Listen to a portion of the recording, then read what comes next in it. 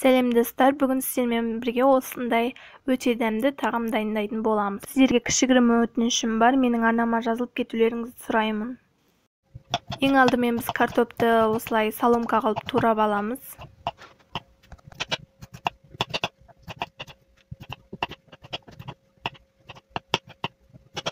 Одан кейін туралған картопты бір табаққа салып, оның үстіне су құямыз. Келесі кезекте біз перецті тураймыз. Перецтің тәттісін немесе аштысын алсаңыздар да болады, олар өз қалауыңызда. Перецті турап біткеннен кейін етке көшеміз.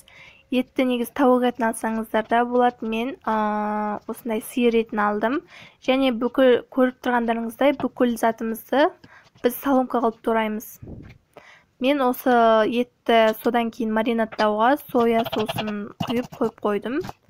Одан кейін біз пиязды тураймыз. Тамағымызды әзірлеуге кірісеміз.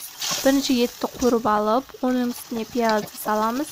Пиязды қуырылып біткен соң, оның үстіне біз дәмдеуіштерді және тұзды себеміз. Бәрін істеп болғаннан кейін біз жаңағы тамағымыздың үстіне тәтті бұрышты саламыз.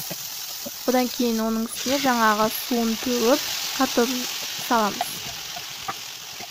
Негізі бұл тағамның оригинал рецептісінде су қосылмайды, бірақ мен су қостым.